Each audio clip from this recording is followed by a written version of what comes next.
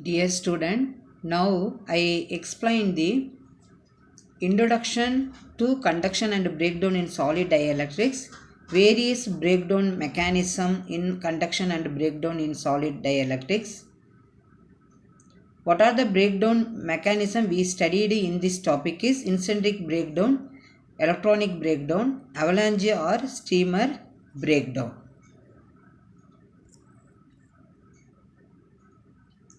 First, introduction to conduction and breakdown in solid electronics. The solid dielectric materials are used in all kinds of electrical apparatus and devices to insulate one current carrying part from another when they operate at different voltages. A good dielectric should have the low dielectric loss, high mechanical strength, should free from the gaseous inclusions and moisture, and be resistant to thermal and chemical deterioration. Solid dielectrics have higher breakdown strength compared to liquids and gases. Okay, now we studied about the continuation of introduction. Solid insulating materials which are generally used in two types. One is organic materials, example is paper, wood and rubber. Inorganic materials, second type, example is mica, glass and porcelain, and synthetic polymers such as perspex, PVC, epoxy resins. This is the example of inorganic materials. Some important properties of these materials which are used for insulation purposes in high voltage apparatus. So the figure represents the variation of breakdown strength with time only. So when the breakdown occurs, solid get permanently damages while gases fully and liquids partly recover their dielectric strength after the applied electric field is removed. So the mechanism of breakdown is a complex phenomena in the case of solid dielectrics and varies depending on the time of application, which is only shown in the figure. Now you see x-axis at log time, y-axis breakdown strength. We draw the graph. You see first eccentric electromechanical, then streamer mechanism, then thermal, then erosion and electromechanical. From this you can clearly understand what is the breakdown strength with respect to log term for different mechanism of breakdown in solid dielectrics. Okay, then the various breakdown mechanism: eccentric or ionic breakdown, electromechanical breakdown, failure due to treeing and dragging, thermal breakdown, electromechanical breakdown, and breakdown due to internal discharges. In our syllabus we studied only about the intrinsic or ionic breakdown. Second one is electromechanical breakdown. Third one is the thermal breakdown. These three breakdown only we studied in our syllabus. Intrinsic breakdown: when the voltages are applied only for short duration of the order of 10 to the power minus 8 second, the dielectric strength of the solid dielectric increases very rapidly to an upper limit called the intrinsic electric strength.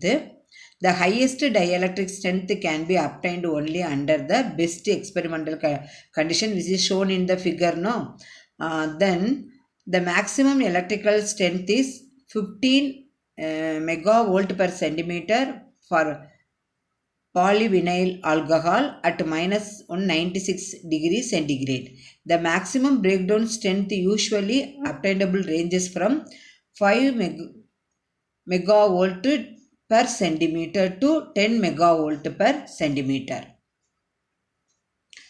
The eccentric breakdown depends upon the presence of the free electrons which are capable of microtron through the lattice of the dielectric. A small number of conduction electrons are present in the solid dielectrics along with some structural imperfection and small amounts of the impurities.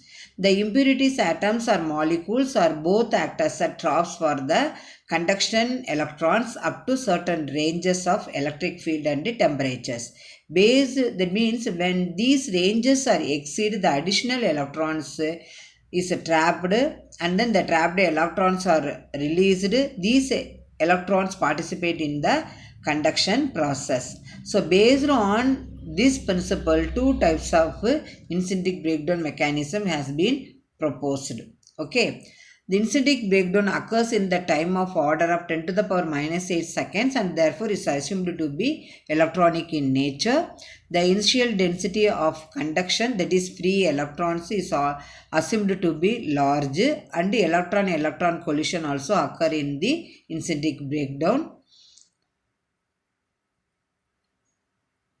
So this is the two types of breakdown I told in intrinsic. The first one is the electric breakdown. When this process is repeated, more and more electrons become available in the conduction band, and then which is leading to the breakdown only. When an electric field is applied, the electrons gain energy from the electric field and across the forbidden energy gap from the valency to the conduction band.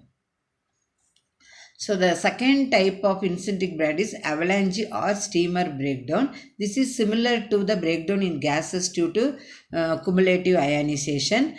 Conduction electron gains sufficient energy above a certain critical electric field and cause liberation of electrons from the lattice atom by collision.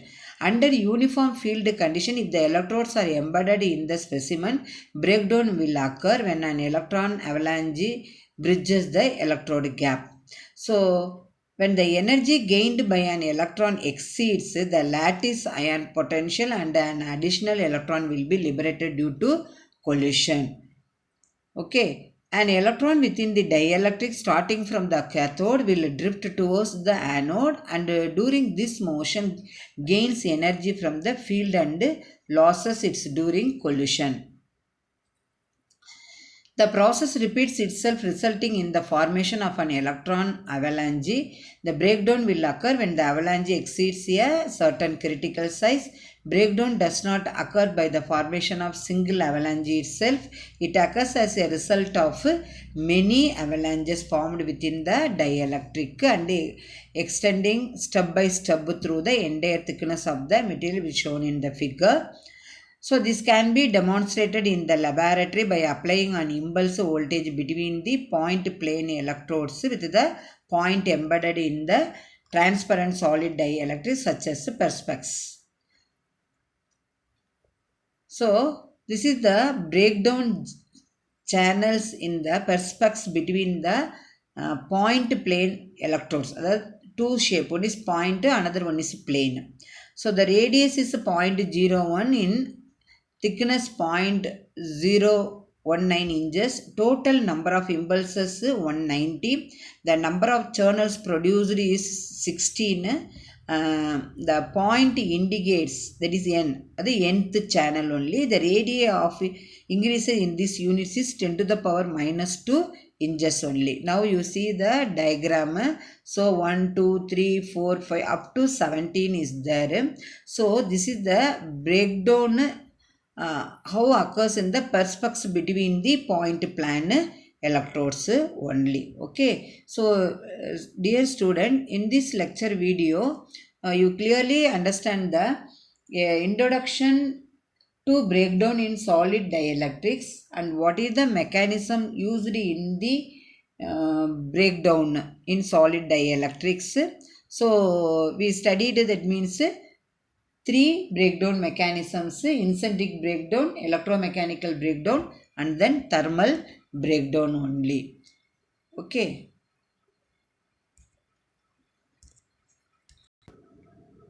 So the continuation of that means breakdown in solid dielectrics. Now you studied electromechanical breakdown and thermal breakdown.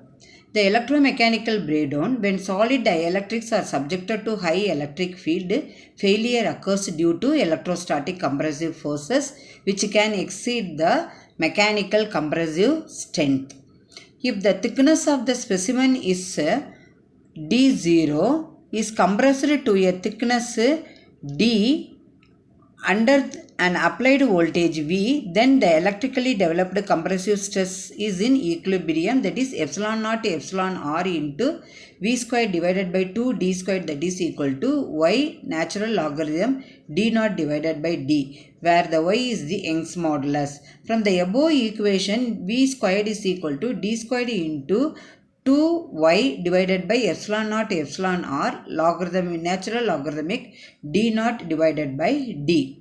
Usually the mechanical instability occurs when d by d naught is equal to 0.6, that is d naught by d equal to 1.67.